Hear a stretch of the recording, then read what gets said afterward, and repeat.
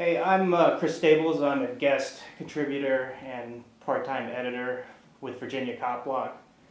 We're here with Nathan Cox's attorney discussing the issues he's had recently with the Richmond Police Department and their allegations of a number of documents that were allegedly illegally uploaded.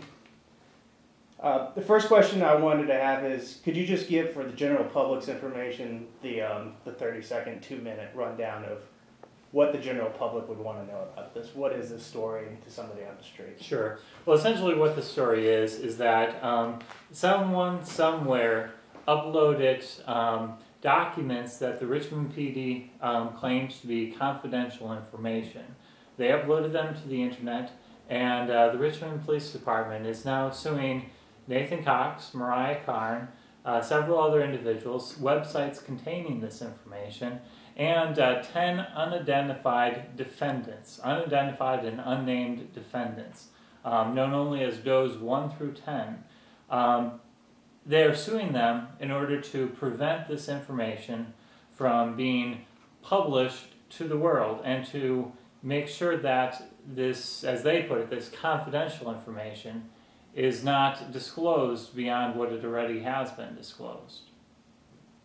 Interesting. So you said they're actually launching a lawsuit against Nathan Cox, Mo Carnes, and you said 10 other people. So there's no criminal charges that have been filed as far as we know? Not at this point, but in their civil lawsuit, they have alleged that this conduct violates the law. They've alleged that this conduct constitutes obstruction of justice, as well as a violation of the Virginia Computer Crimes Act, which, of course, because you have the Richmond Police Department and the City of Richmond making those allegations, automatically give rise to concerns and automatically would permit our clients to exercise their Fifth Amendment right against self-incrimination. It seems really interesting to me that if they're alleging criminal behavior, why are they choosing to launch a lawsuit against residents instead of any kind of criminal action? This seems really unusual for the police department. It would be partially speculation on my part, but number one is a criminal law or a criminal matter may not allow them to recover these documents in the way that they want to recover them. It may not allow them to prohibit these documents from being distributed publicly.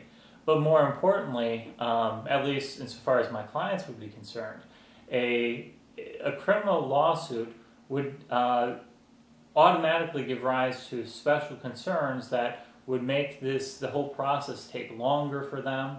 It would require them to prove my clients that my clients did something wrong beyond a reasonable doubt, and instead of by preponderance of the evidence or some lesser standard. Okay.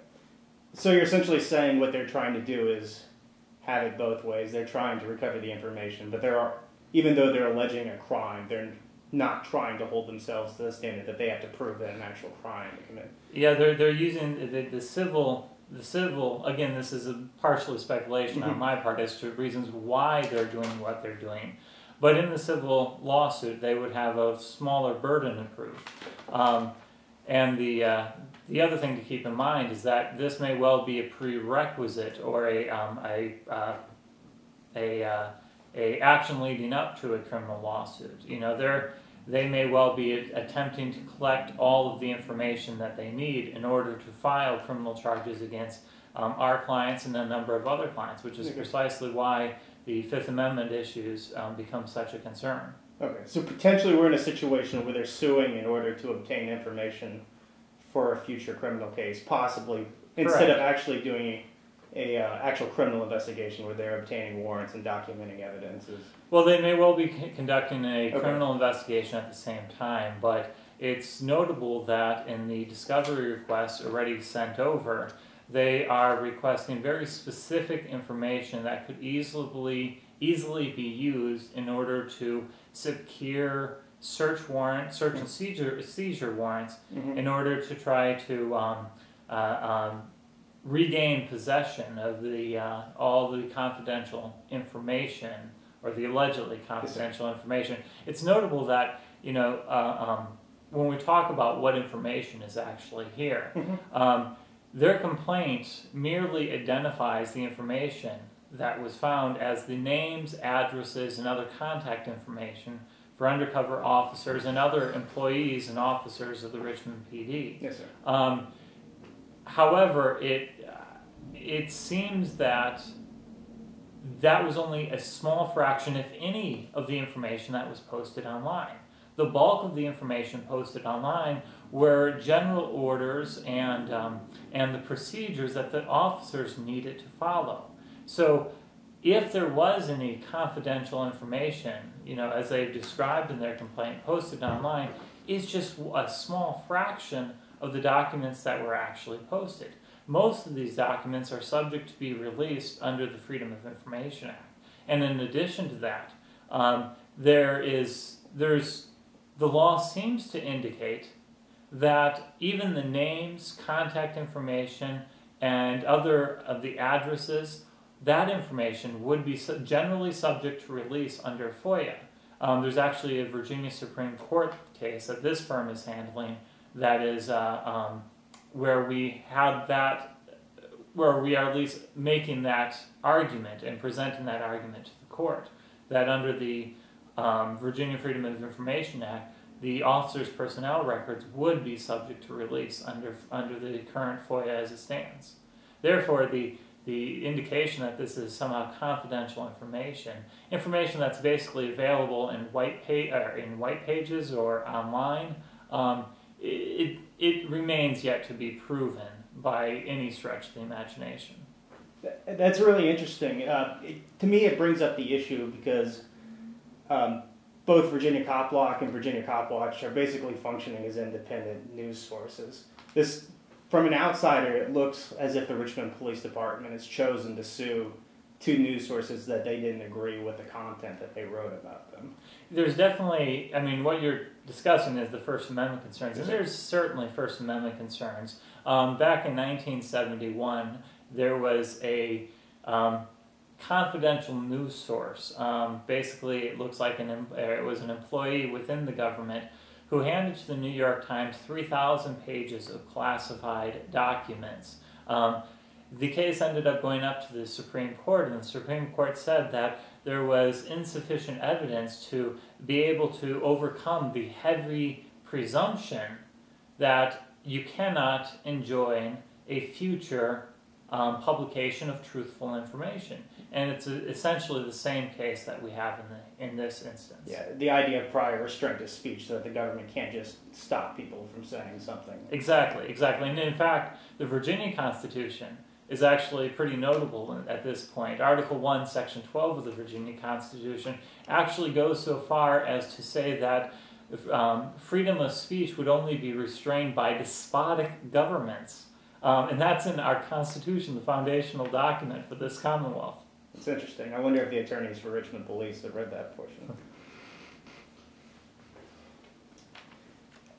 One of the other issues that sort of struck me with this is just we talked about the inherent double standard of using a lawsuit for something that may or not be criminal, not just the evidentiary standard. But there's the real issue that these are tax-paying citizens, that the government is using their own tax money in order to seek legal action against them. It's unfortunate that, in light of the fact that apparently only a small fraction of these documents are really may contain confidential information, it's unfortunate that the Richmond Police Department has seen fit to hire private counsel to expend enormous sums of money in order to try to keep information from the public that has already been posted online, has already been downloaded by who knows what, and the cat's out of the bag at this point.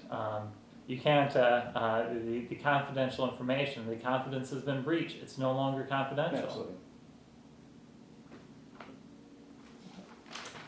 That's pretty much all the questions I had. Is there anything else you'd like to add? Anything you'd want the general person on the street to know about this case? Why it matters to them? Well, the biggest concern, I think, to the general public is, first of all, the fact that there are 10 unnamed defendants in this lawsuit, which means that if the Richmond City Police Department found out that any member of the public may have some relation to this lawsuit, the member of the public can be drug in front of the court on that basis. It can be named as a defendant in this action, which is, I would consider, a matter of serious concern for the public. Yeah. In addition to that, there's more general concerns that the Richmond Police Department would feel comfortable with going after injunctions to prevent citizens that they're supposed to be out there protecting from exercising their First Amendment right to publish truthful information within their knowledge and possession. Ultimately, if this document was really confidential, if this was really secure, then the burden fell on the Richmond Police Department to make sure that it remained secure. And apparently they've not lived up to that burden.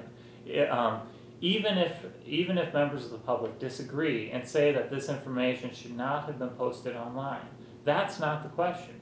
The question is whether or not the Richmond Police Department, the city, and the courts ultimately should prevent somebody from publishing this information when they believe that it should be published. That's the essence of the First Amendment right. It amounts to when, on a question about whether or not this should be published, that's a question of prudence. And individuals can disagree about prudence, which is why we have a First Amendment right to protect the individual prudential judgments of the citizens. And the fact that Richmond Police Department and the city of Richmond feel that they should substitute their judgment for the citizens that they protect is a matter of serious concern when you have First Amendment rights involved. Absolutely. I think a lot of people who know about the case are definitely concerned about the implications it could have for someone else. Oh, I hope so. And a lot of people in the general public may say, I'm not an activist, I'm not involved with Virginia Cop Block or Virginia Cop Watch, why should I care? And part of the reality is what stops Richmond Police from doing this to somebody else who publishes a blog that they don't like at some point in the future. Yeah, and that's always a matter of serious concern, is what sort of precedent will this case set for the future? What sort of precedent? Where is the First Amendment protections going to be today, tomorrow, and 20 years down the road, 100 years down the road? Absolutely. That's all the questions I have. Thank you for your time.